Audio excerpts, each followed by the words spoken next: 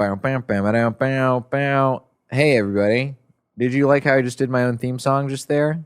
I hope you did. Jay here with a quick interruption. I don't have ads, so I'm going to advertise myself in the middle of this podcast. Why not? This is somewhere north of 300 episodes when you're listening to this. And golly gee, it has been a journey. And I appreciate you coming with me on that journey for this whole time that you've been here. Maybe you've been here from the beginning. Maybe you've been here since like an episode ago. I'm just glad you're here. But I do have to say this. We here at Blockbusting, and there's literally a we. Chorkin, come around to the other side of the camera so we can see. Look, guys, I got a staff now, all right? I got interns, okay? I got producers. I got stuff to handle here at the space that I record at and elsewhere. And I want to be able to pay these people. And I, unfortunately, do not make the kind of money to pay these people myself. And that's where I hope that you can come in by supporting the Blockbusting Patreon. Yes, that's right. We've got a Patreon. I haven't plugged it in a bit, but I'm going to start plugging it heavy now because why not? I want to pay these folks, all right? And you can support the podcast for just as low as $1 a month, all right? $1 a month goes back into the show. I'm not even paying myself. I don't care about paying myself for this podcast. I care about giving a little something back to the people who help me out because I'm getting a lot of help from people these days, and they deserve a little something for their efforts beyond just my eternal thanks and gratitude, which they're going to get anyway.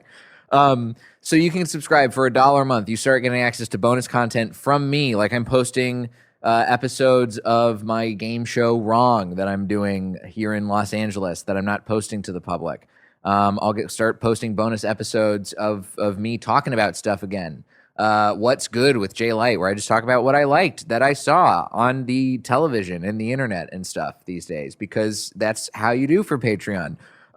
We still have the JFlix level, the $5 tier, where you can get access to my full film, television, comedy special library. That's just $5 a month. It's cheaper than pretty much every streaming service out there, except for, I guess, Apple TV is $5 a month. And they have Severance and Ted Lasso, so you really can't go wrong there. And they got Coda. I mean, Coda, what a delight. But you know what I've got? Xanadu. And nobody else has that.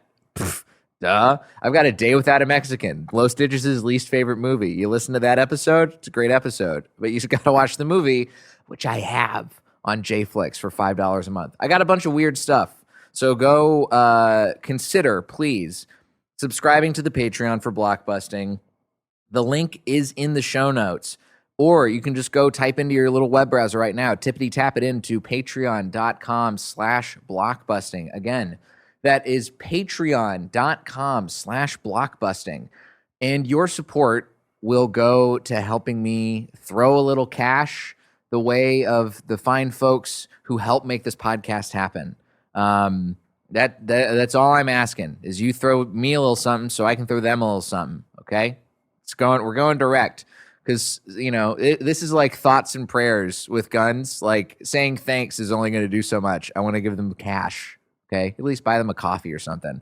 Patreon.com/blockbusting. You can join and support for as little as $1 a month. And that's all there is, folks. Enjoy the rest of the episode. Oh, let me tell you something. Bustin' makes me feel good.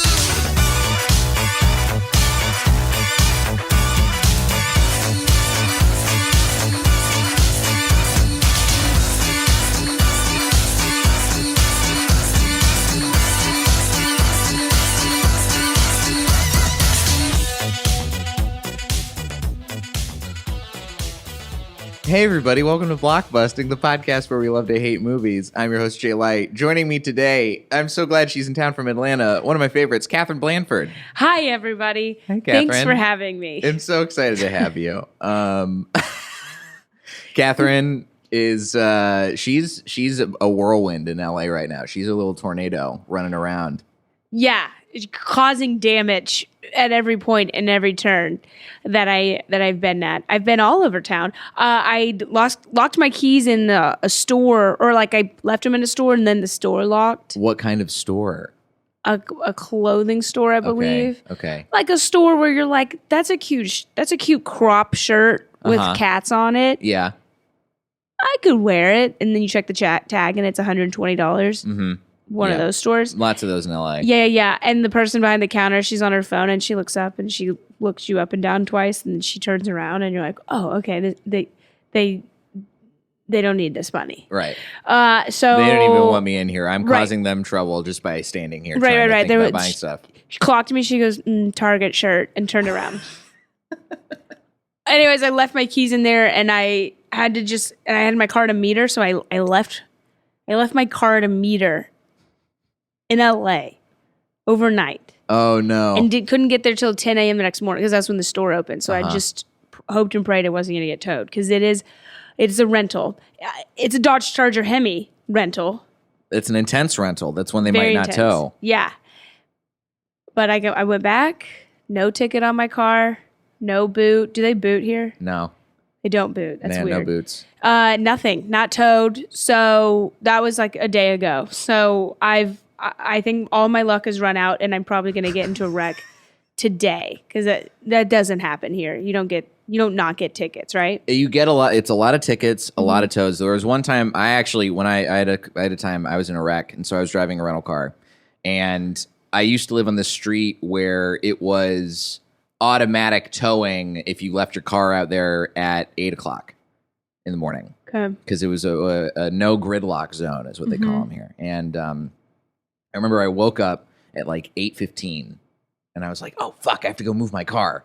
And I ran out around the corner up the street, and there was the parking enforcement guy just sitting there right behind my car. And he was clearly like getting ready to write the ticket. And I jumped into the rental car and I zoomed away and I was like, ha ha. And that was one of my only like good moments with parking enforcement in Los Angeles. I feel like my car's getting towed right now. He didn't say like, oh, I already have your license plate. I'm going to write you a ticket no matter what. Also, even if you get a ticket on a rental, it doesn't matter. I guess. I don't know. I've never gotten a ticket on a rental, but I don't want to get my rental towed because then I still have to pay to get it out of impound. And you also have to have the title in the car to get it out. And exactly. you don't have that on a rental. That's a friend of mine. He bought a new car, but he didn't register it yet, and then his car got towed, and now he can't get his car because it's registered under somebody else's name. And so he just is like he's out that car and all of the belongings that are inside the car because people in LA they don't give a shit at the tow lots. Yeah, the people in the tow lots. I figured out here because everybody's told me their tow hell story. Like everybody gets something towed here, and then they're just like, and then I rode the bus for a year. I feel it's like might actually be hell. It might be a portal to hell. It might be. Is the impound lot in Los Angeles. Because all the people who work at the impound lots are despicable. Like I got my car towed, I think like the first month that I lived here, and I went to go get my car back, and the people laughed at me while I was paying. And because you have to think about the sob stories they hear, not just one every day, every hour. Multiple ones an hour, I'm sure, yeah. All day long, and that's their job, to listen to how they've ruined someone's life. Like they don't have a car, they can't go get their kids, they're about to lose custody of their kids, they can't get to work. Great transition into the movie, and then they just go, I don't give a shit. And they just they break up families. Yeah, they break up families, they ruin livelihoods. Yeah. And they should be murdered by Russell Crowe. Russell Crowe. The only person who I would allow Russell Crowe to feel good about murdering in this movie is a tow worker. Yeah, a tow worker. A tow lot. A tow, yeah. Not a tow truck person. I feel like tow truck people are like hit or miss because sometimes they'll help you out. Yeah. But like somebody works at an impound lot, Russell Crowe can go burn their house down. That's fine. Yeah, because they have the power. They can be like, all right, just send me $50 cash on the table right here. Here you can go get your car. But they don't give a shit. No. Yeah. Let's talk about the movie Unhinged. A movie I had not heard of until you brought it up to me. I'm surprised. So... Is it weird? Okay, yeah. Actually, I'm not a huge movie buff. Like, I don't go and see. I probably saw Maverick 3-4 weeks after it came out. You know, Okay. I wasn't in the line waiting to see it on premiere day. But this was movie theaters were just opening back up. Everything was covered in plastic. Yeah. COVID 2020 film. Yep, this came out, it was released first in Germany, July 16th, 2020. Right. And then came out in the States, August 21st, 2020. One of the first films in wide theatrical release due to COVID. It grossed $44 million worldwide. Is that good? I mean, on a $33 million budget, it made its money back. Yeah. And it seems like this movie did not cost that much to make anyway. It seems pretty cheap. Mm-hmm. I would say no, not at all. There's obviously a lot of car scenes. I don't know if that's expensive. They had, well, they're doing, you know, they're got a lot of junker cars, a lot of car, you know, the car that what's her name, old Rachel is driving around. Not a good car. So I don't know if you know this, but if you're shooting a scene on a highway, a chase, are all the other cars extras? I think sometimes they are. I think sometimes they're picture cars, and then sometimes they just green screen it. But if it's a proper like highway chase scene, yeah, and I feel like a lot of these were, because you could tell. Usually, you can tell even in a good movie where they're green screening in the cars. Yeah, This one, they're shooting a lot on location. Yeah. So I think they probably had like highways closed off, and they have just picture cars and other people's cars just sitting there waiting for hours while they're shooting these scenes of Russell Crowe trying to run this lady off the road. Yes, but are the cars moving? I've never thought about this. They have to go. They probably. I worked on a commercial a little while ago where we had a bunch of cars, and I think what happens is the cars, like some of them will move a little bit, and they'll have blocking the way like an actor would have blocking. And so the cars, like the AD will be like, all right, you're gonna drive and you're gonna merge, and then that's your blocking. Yeah. And you're gonna get paid $100 and we'll feed you, and that's it. That's wonderful. That's very interesting. Yeah. Because it feels like that you'd have to have a lot more cars than you really would. But also interesting that it came out in Germany before America. I didn't know that. Yeah, I think the director's German. This is a guy I've never heard of him. His name is Derek Bort. Yeah, I mean it feels more like Russian. It does feel kind of Russian. Russians do love, I mean, they have a lot of dash cam footage at the very beginning in the opening credits. Yeah. Russians love a dash cam. Really? Oh, yeah. Have you ever watched Russian dash cam compilations? No. Horrifying. Well, it just, because the whole, like, Tom, the villain is just, he has no morals or ethics or empathy for anyone. Like, he's just a psychopath. Yeah. And he just wants people to suffer. And it feels Russian.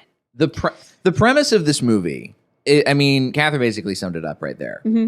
It's about Russell Crowe playing Tom Cooper, who is, as Wikipedia describes, a vengeful psychopath, who is road raging and just murders pretty much everybody he comes into contact with. Yeah. He starts off the movie by like popping pills and then murdering his wife and her lover and setting the house on fire.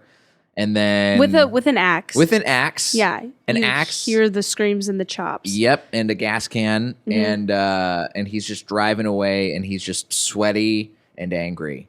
Yeah, but there's nothing there. But it's only anger. There's no sadness. There's no guilt. Yeah, there's no remorse. Yeah. He's just a man unhinged. Unhinged. Which is the title of this movie. Exactly. But I'll tell. Okay, a couple of things about the setting of it. So this is why I picked this movie. One, so we went back. I went to see this with my boyfriend. It's our first movie theater experience. First movie theater experience back. Yeah, since we started dating the beginning of COVID, and we saw Mercy. That's the one. Oh God, who's in that one? Michael B. Jordan. That's right. I remember seeing lawyer. the trailers for that. Yeah, it was awesome. Yeah, it looked pretty good. Yeah. Packed theater, February 2020. Nice. March 2020.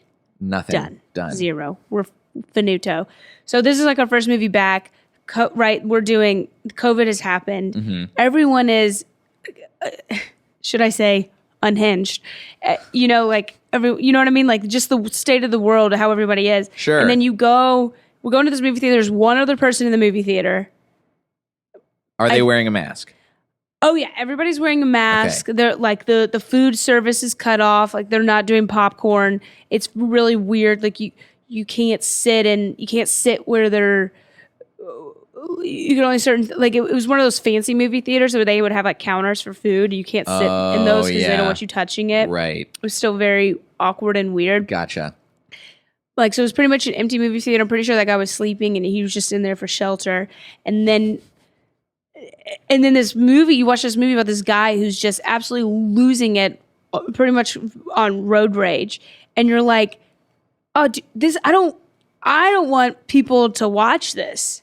This is just going to escalate the unhingedness of the state of the world. Yes. It's just funny that was the movie that was the first theater movie that came out. Because in my mind, I hate watching like mass murder movies or thrillers where it's an actual person. It's not like a ghost or anything. Right. Because in my head, I'm like, there are psychopaths watching this who are getting inspired. And I feel like they write off a lot of what happens in the movie as road rage. Like yes. There's the whole opening credits. They're talking about how like everyone's losing their minds, everybody's going crazy, and then road rage incidents are on the rise. Yeah. And then at some point in the movie, the lady at the gas station is like, "Oh, I think he might be road raging." I've heard that's a thing. I've never heard anybody refer to it as road raging before. You just have road rage. You're not road raging. It's not like a stroke. You're not like It's not like a chemical thing. It's not like all of a sudden a medical diagnosis. Yeah, you don't smell toast and then all of a sudden you want to murder people while you're driving because they cut you off. Yeah. And it's really like an oversimplification of what this guy's actual problem is, which is just he's a psychopath. Yeah. A vengeful psychopath who has no remorse and just is like, I'm going for it. Today's the day I'm going to die. And I'm going to take a whole bunch of people with me. Exactly. Psycho shit. Yeah. Psycho stuff. But it was just truly at that point, we went and saw it in Atlanta. And like that was happening. People were getting shot on the highway. Really? Yes. Oh, so many.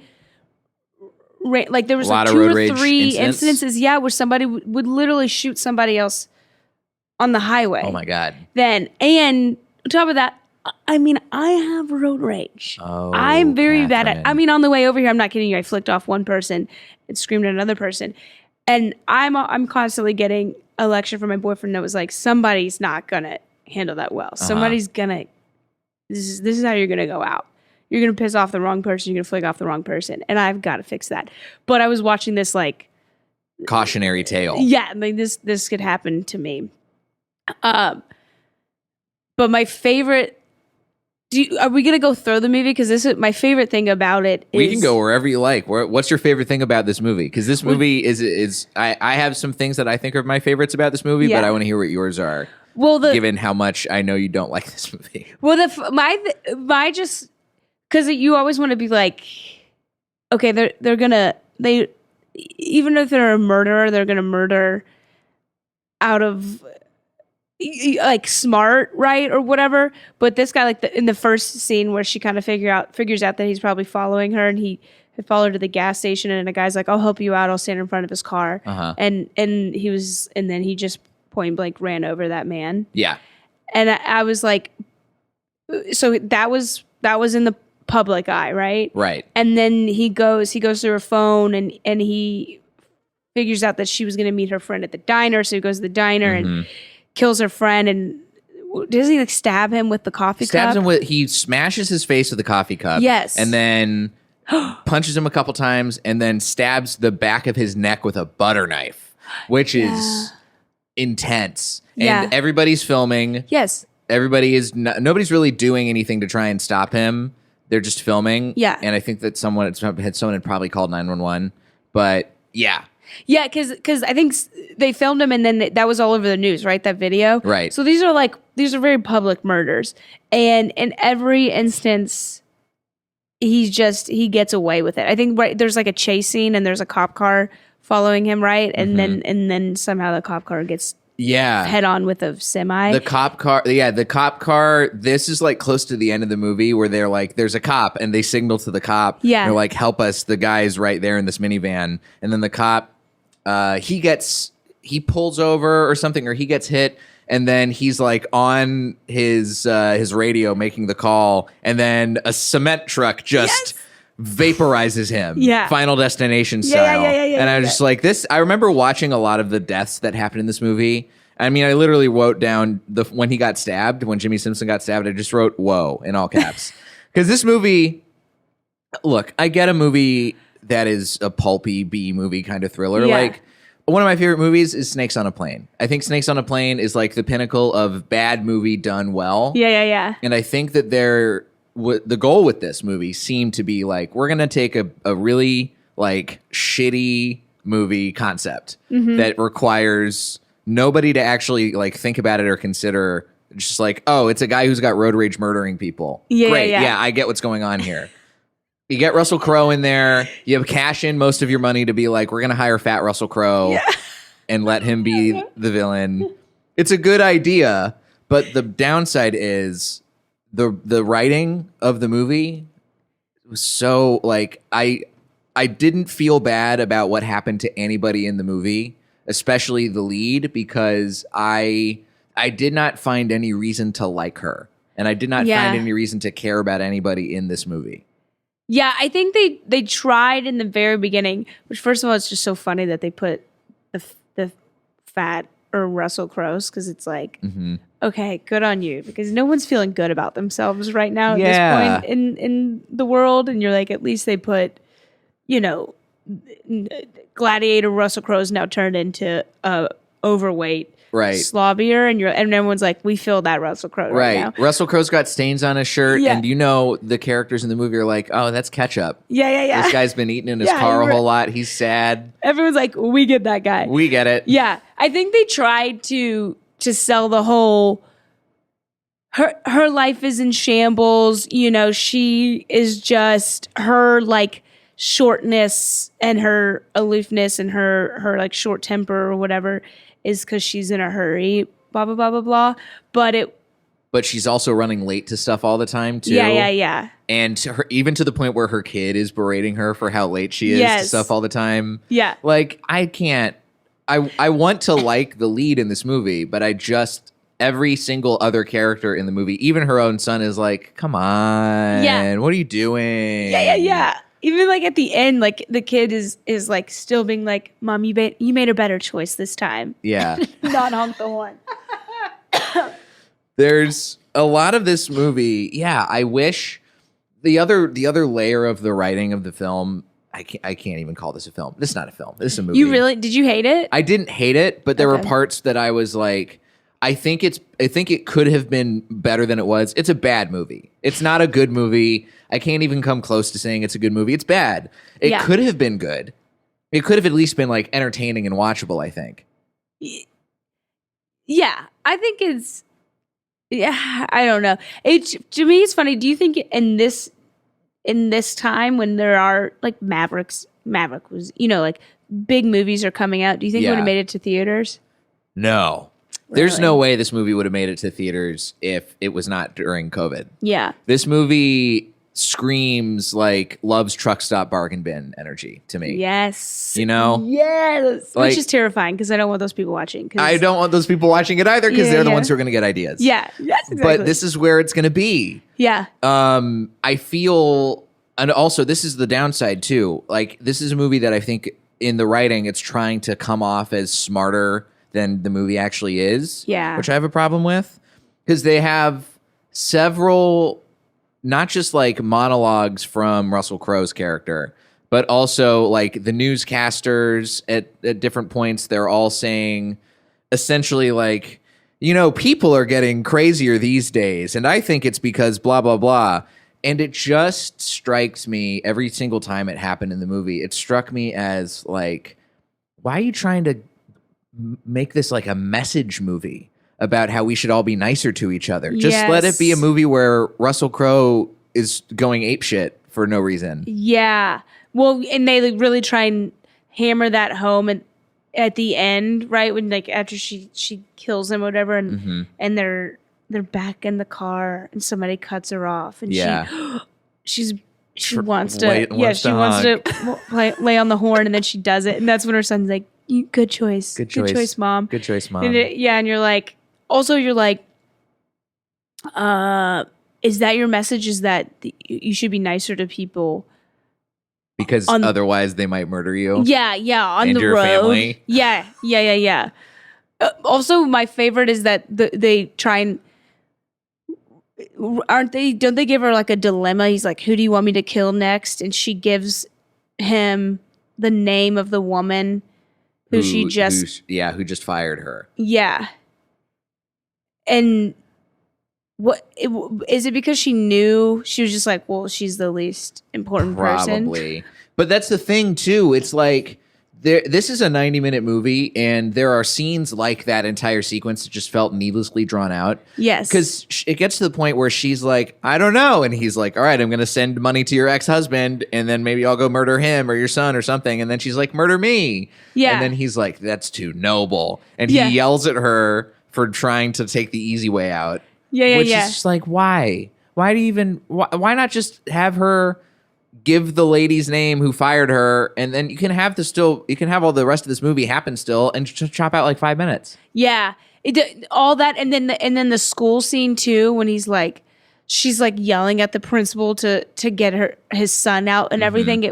It felt a little like we got to add a layer of conflict here. Yeah, that was a little forced. Just let the conflict be Russell Crowe trying to murder you. Right. I will say I love I love hate a eyeball, nails, how do I just like ears, hair. Does this make sense to you? Like I don't know where you're kind going with of this. murder or wound. Does this like at the very end. Yeah. Anything. Yeah. When she stabs him in the eyeball with the scissors. And also the best line of the movie is she says, here's your courtesy tap, bitch, or something like that. Or here's your fucking courtesy tap. Yes. Which that's the kind of movie that I want this to be. Yeah. I want this movie to be lean in. Cheesy, lean into it and let it be the movie where like Russell Crowe gets stabbed in the eye with candy cane scissors. Yes. Because I don't got a problem with that movie. It's so good. I got a problem with the movie being like, well, if you're not nice to people, I mean, they're going through a divorce and who knows? Yeah. If you're not, why don't you consider the guy on the road whose wife's cheating on him? Don't honk at him even though he's holding up traffic. Let's all be a little nicer. Yeah. Yeah. I did like when he did kill her friend in the cafe, and then with the stabbing with the butter knife, and then the girlfriend when he kills her brother's girlfriend. Oh yeah, repeatedly. when he uses her boyfriend to stab her, which is brutal. I know, but I did enjoy all of those brutal murders. That's the way I felt the same way. Because I feel like it could have been like, and when you see that happen in the movie, to me, I was like, this is what this movie could be. Yeah. This movie could be totally ridiculous and lean in and know what it is. Yes. Instead of trying to come at you and be like, you got to think about people. Yeah. We live in a society. I guess that's was that the kind of thing that Saul did, where it was like people weren't appreciating their life? A little bit. I think Saw, at least with the way it started out, it was kind of like that. Yes. And then it kind of grew further and further away from that and just became brutal. Let's make the most brutal mousetrap we can possibly make. Yeah. But it was in that same vein where it was like, oh, we don't want it to just be brutal murders. We want there to be a heart inside of it. Right. But it was silly. But I do love I love hate like an eyeball or hair. Do you know what I mean? Like pulling like hair out of a scalp. Somebody getting or pulling scalped.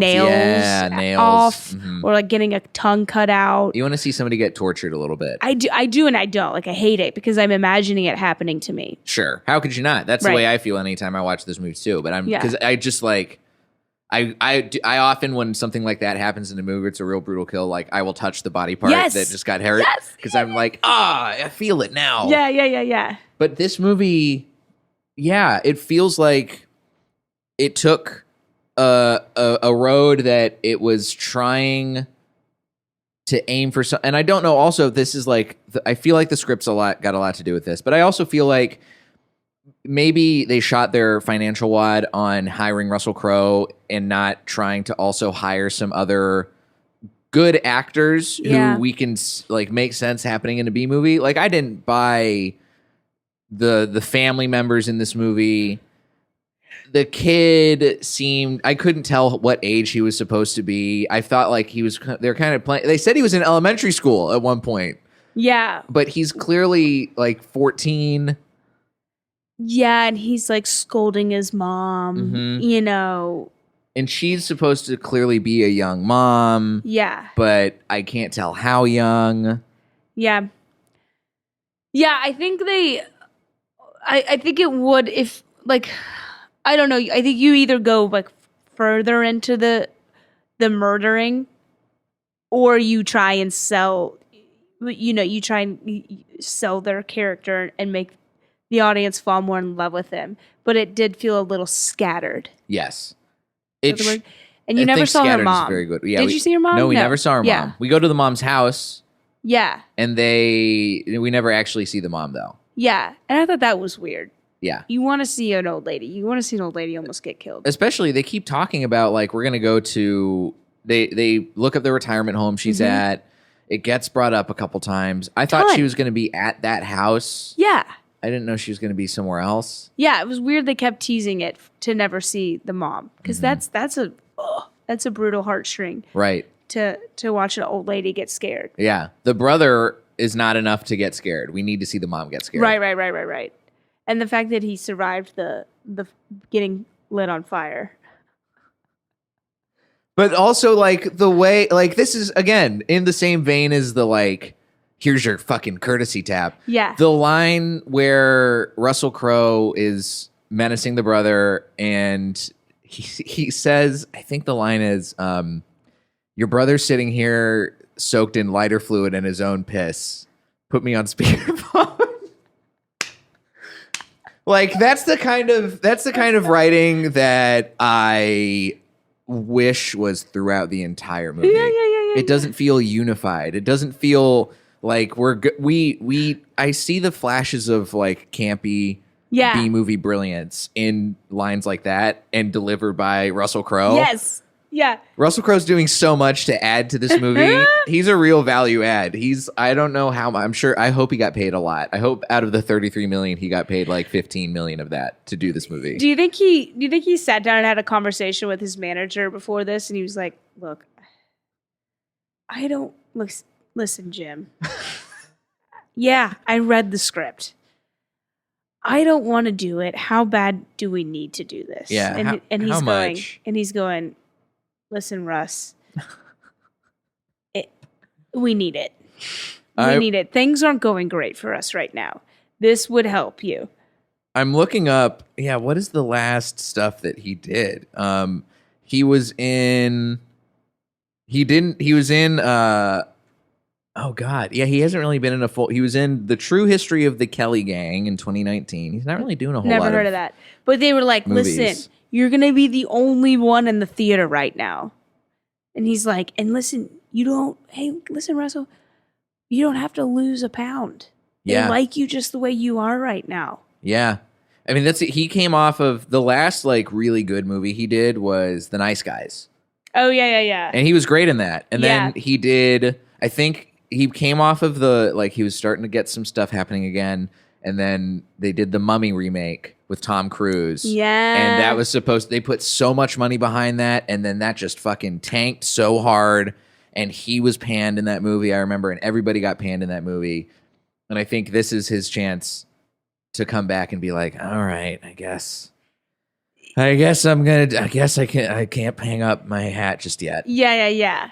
They needed to, also I said this too, they needed to, like, to make it more, you just are like, oh, he's just unhinged and he keeps, so a couple of things, like he's always like escaping, right? But he by just having her phone, he'll go and find all of these these people in her life. Like he'll go track down her mom and her ex-husband and her best friend and go find someone, kills them all. And they never, but like there's one police officer chasing him or something. And he gets away, right? He's all over the news. They can't find him. And I was like, dude, they should have made him, like his background, they didn't give him really a background. You don't know anything about him, you know? He should have, I was like, this, like if he was used to be like an air traffic control guy or was in the police force or something, to give him some kind of background where he like somehow has some surveillance around the city. That's how he skirts around all the, you know, getting away from the police or how to track her or anything. And to add that element of like the authorities being the bad guys too. Yes. You know what I mean? We could have had that. More set up for failure. I think there's an opportunity that was definitely missed to have like a layer of this movie that wasn't trying to say anything, but just adding tension. Yes. Yeah. I think instead of trying to make us be watching this movie and be like, wow, that was smart. They're really saying something about humanity and the human condition here. I wanted to walk away being like, damn, again, wow. How do they keep doing this? Yeah. Because that's what this movie deserves. Yeah, just a lot of just like a lot of the campy lines, brutal murders, Cops being incompetent, the plot twists that are all the silly like little plot twists, you know, not silly, but they're absurd. silly. They're absurd. Yeah, for sure. Yeah. But like I think they tried to, but I don't know. Yeah. It could have been if they lean more into the absurdity, it could have been more, they could have created like I could have seen a sequel come out of this. We could see Unhinged too. Yes. Where Russell Crowe's dead, obviously. He just had, he had scissors in the eye, but somebody else is going to be unhinged. Yeah. And it's like, is it on the road or is it, I don't know. I guess you keep it on the road. I'm like thinking like cruise ship. The crew, they pissed off the wrong tugboat operator in the Panama Canal. This is Unhinged 2, Unhitched. Unhitched. Yes, that's it. Or you're on a ferry. Yeah. It's a guy and he takes people's cars and drives them off of a huge ferry boat or so. I don't know. Oh my God. The last riverboat cruise you'll ever take down the Mississippi.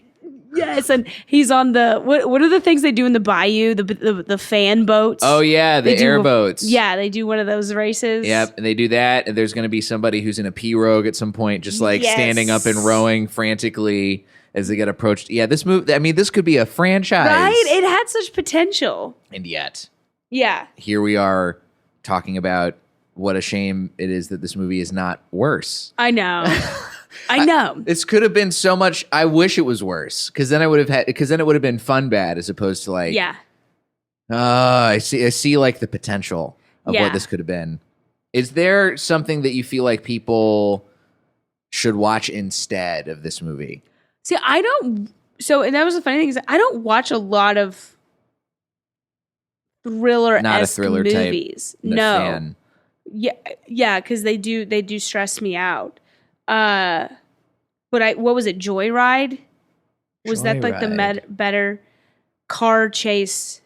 What are all these movies that you keep? Do they just release different movies in Atlanta than they come out with in LA? I've never even heard this movie. I'm not a huge movie buff. I guess I just watch the shitty ones that no one else is going to see. Joyride 2020. Oh man, yeah, this movie came out in 2001. I've never even heard of this movie. An American horror thriller film directed by John Dahl, written by J.J. Abrams. Oh my God. Paul Walker stars as Lewis Thomas, a college freshman embarking on a cross-country road trip during summer break to pick up his childhood crush, Venna, played by Lily Sobieski. Along for the ride is Lewis's brother Fuller, Steve Zahn, a practical joker, uses the car's CB radio to play a cruel prank on a trucker known only by the handle Rusty Nail. Wow. See, that one nails it better. God, and now I want to watch this. And it received generally positive reviews from critics. See, Yeah. now I got to go watch this instead. Yeah, I think the Rotten Tomato on Unhinged was what, 40%? Yeah, 43. Has anybody told you my boyfriend told me this, and it's actually it's held up. His theory on movies is that if a good movie has a higher, the people's rating has to be higher than the critics' rating. On Rotten Tomatoes? Yeah. If the critics' rating is super high and the people's rating is super low, then it's one of those like artsy. Right. It's like an art housey kind of movie. And you're like, and it's almost like one of the, I feel like in those movies, you're lying to yourself the whole time. You're like, oh God, yeah, I get it. In reality, you're like, I mean, I'd rather be watching. I've actually talked about this a lot lately on the show that there is something going on at Rotten Tomatoes where it feels like the way that the critics score is weighted feels very off and different from person to person and from movie to movie. And I don't remember who said this. Somebody said it on either on an episode or I was talking to them about an episode. And they said that Rotten Tomatoes, the critics scores tend to make good movies seem better than they are and bad movies seem worse than they are. The critics Yeah. right? Because like a lot of those movies that are getting really, really bad scores are not necessarily really, really bad. Unless it's truly like in the teens or single digits, then it's probably a really abhorrently atrocious movie. But a lot of the movies that are kind of like in the 60 to 40 range are not necessarily bad movies, but they get seen as bad. And also I think grading it on a 100-point scale is really bad because then it makes me think of school. And then I'm like, well, 60%, that's failing. It's not, I'll watch a 60. Now I got to go to summer school after I watch this movie. And I got to hang out with the worst teachers. Yeah. Yeah. And I don't want that but that's not accurate. Yes. This is why you got to go on like 1 to 5. Because then it's like, you know what? 3 is fine. And that's what 60 is. That's a 3. I'll watch that. That sounds fun. That's a very good point. And to be like, even if you get a 40%, some people still liked it. Yeah. But it seems really low kind of thing. Yeah. I would say if there's a movie, I don't know if you've ever watched this, but if you haven't, you should. A great thriller movie that has some similar themes to this, but I feel like it does the stuff where it's like the smart side of this movie that is attempting, but it actually achieves that, and then also has a lot of like crazy, like pulpy, murdery kind of stuff happening. Is Nightcrawler? You ever seen Nightcrawler? Wait, Jake Gyllenhaal? Yes. I love that movie. Yes. All-time favorite.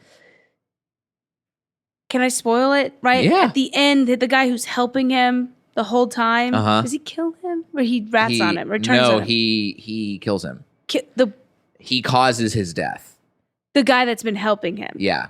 Yes. Because he tells him it's safe to come out and it's not, and he gets shot, and then he goes and films him dying. Because he needs the footage. Yes. Yeah. Yeah. That one is so good. Yeah. Same with him like cutting out the brakes on the guy's car. Yeah. So he can watch him die and film the crash. And film it because he's getting film for news, right? Yeah. Yes. Yes. Yeah. That one is so good. He's that was like one of his. I mean, he was already a breakthrough actor, but I feel like that's one of his his what do you call it? Like pillar, like an iconic moments. role for me. Yeah. It's definitely like a on the pantheon of Jake Gyllenhaal's performances. Yes. That's up there. Yeah. In terms of I would say one of his all-time best performances. Oh yeah. Katherine, I am so glad that you made me watch this movie, and I'm so glad that you brought this to me. I don't know if I believe you. No, I have such a different appreciation for Russell Crowe. I never watched Gladiator. Really? I never was like a big fan of his. I've liked him in stuff, but this is like I'm giving a whole new appreciation, and also, wow, what a bad movie. What a choice. You've never watched Gladiator? The only time I would have ever seen it was on a bus at going to Boy Scout camp. Oh my God. And you got to go back and watch it. I should. Yeah. Because now I feel like, I can appreciate what's going on with this man. But totally different. Totally different man. Russell Crowe's not he's not in a chariot. He's not getting chariot rage. No. No. No. Okay. Good to know. No. Good He's to know. like, oh God, but it's like a different person. That's what I'm saying. Right. But it's like the world needed this Russell Crowe. Yeah. At this point. The world needed the Russell Crowe that looks like he ate the Russell Crowe from 2000. Exactly, because we all also ate our former selves. Yes, we in did. 2020, and we needed to know that it's okay. Yes. Yeah. And if nothing else, this movie helps prove that. Exactly. Catherine, where can people find you and your stuff if they want to check out what you got going on? At it's Katherine Blanford on most things, or just Google me. But yeah, and then I got a podcast called Cheaties, which is about cheating. Great topic. You can find me at Diet J on Twitter and Instagram, jlightcomedy.com for show dates. Blockbusting Pod if you like the show and you want to follow all of our social medias, and subscribe to Patreon so you can help pay the people who make the show happen, like our wonderful producers and editors. Please throw a couple bucks their way. It helps. Yeah. Yes. It'll brighten their day. Yeah. So they don't take it out on the road. Exactly. Do you want Ben to go and shoot people up driving a truck? No, you don't. Yeah. Does he drive a truck? I don't know if Ben drives. Yeah. Don't let him take it out on the single mother in a Prius. Absolutely not. A Volvo station wagon deserves better. Damn straight. Take it out on a hatchback. Yeah, that's right. Thanks again, Catherine. Thank you so much for having me. Of course. This is wonderful. Yes, this is a great time. This has been Blockbusting. Go see something good for a change.